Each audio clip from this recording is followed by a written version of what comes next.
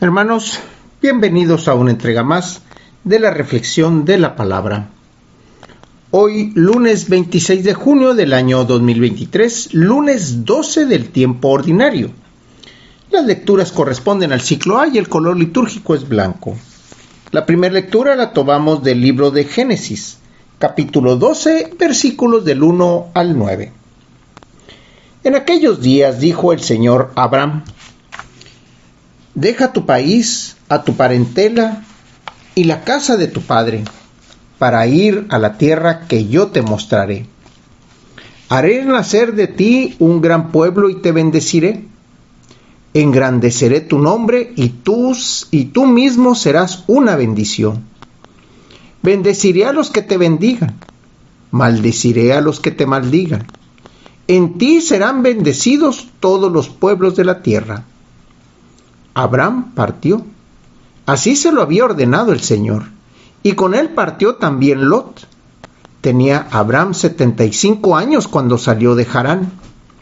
Abraham llevó consigo a Sarai, su esposa, y a Lot, su sobrino, con todos los bienes que había acumulado, y los esclavos que había adquirido en Harán, y salieron en dirección a Canaán. Llegaron a Canaán, y Abraham atravesó el país hasta la región de Siquem y llegó a la cima de Moré. Por entonces habitaban ahí los cananeos. El Señor se le apareció a Abraham y le dijo: a tu descendencia le voy a dar esta tierra. Entonces Abraham edificó allí un altar al Señor que se le había aparecido. De ahí pasó a las montañas, al oriente de Betel, y plantó su tienda entre las ciudades de Betel al poniente, y de Ai al oriente. También ahí le construyó un altar al Señor, e invocó su nombre. Luego se fue trasladando por etapas hacia el sur.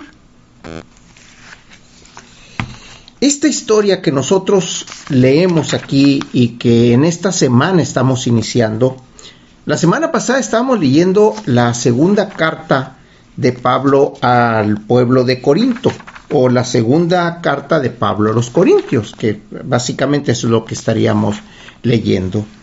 Bien, hoy estamos iniciando el capítulo 12 en adelante del libro de Génesis.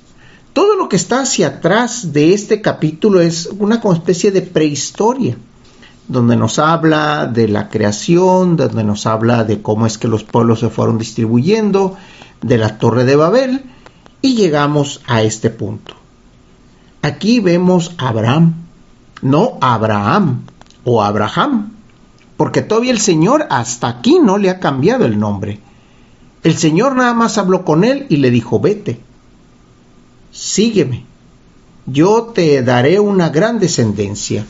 Y en esa promesa y en esa constancia de fe vemos por qué Abraham, o Abram, como está escrito aquí, sin la H-A, es el padre de la fe. Él escuchó a Dios y lo siguió.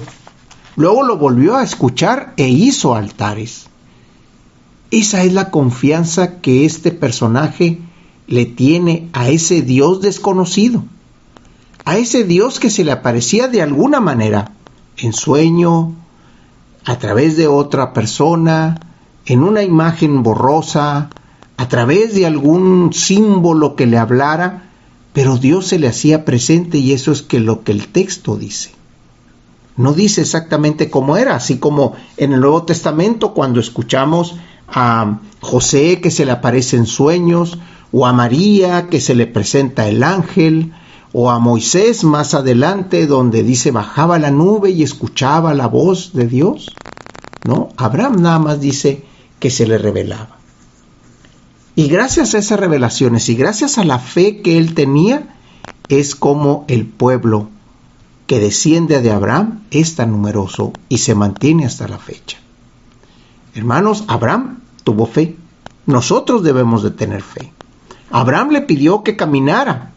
Nosotros debemos de caminar también en nuestra fe. El Evangelio lo tomamos del evangelista Mateo, capítulo 7, versículos del 1 al 5. Jesús dijo a sus discípulos: no juzguen y no serán juzgados, porque así como juzguen, los juzgarán, y con la medida que midan, los medirán. ¿Por qué miras la paja en el ojo de tu hermano y no te das cuenta de la viga que tienes en el tuyo?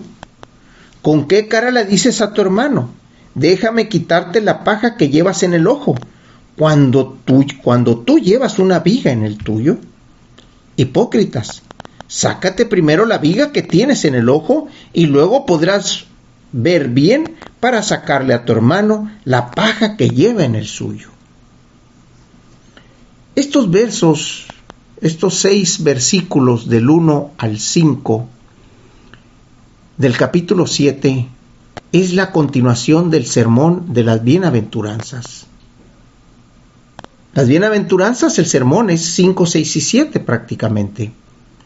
Pero vemos aquí que Jesús vuelve a hacer otra vez el recalque, así como en los primeros capítulos del capítulo 5, oíamos que decía: bienaventurados aquellos que, y después continuaba: en anterior se decía que, hoy les digo que hay que hacer esto, en anterior se decía aquello.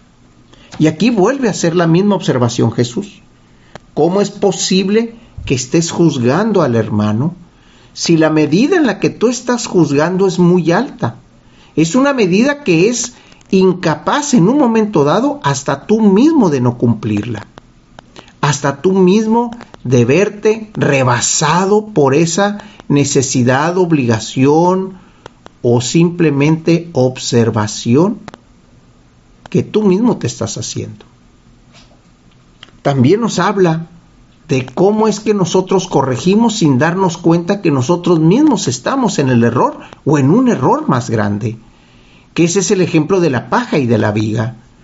Tú ves la pequeña paja en el hermano en un error menor, pero a lo mejor tú estás en un error mayor y aún así quieres corregirlo a sabiendas o en muchas veces en la ignorancia de que tú estás en peores situaciones que la que le quieres corregir a tu hermano.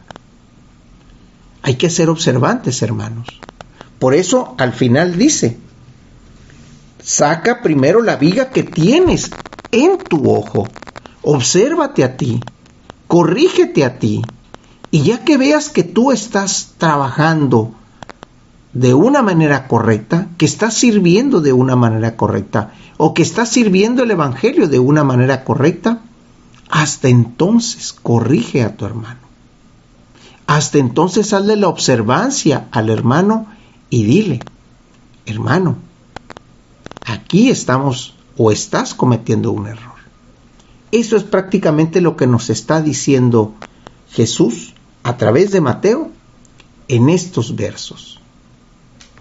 Hermanos, Dios los bendiga.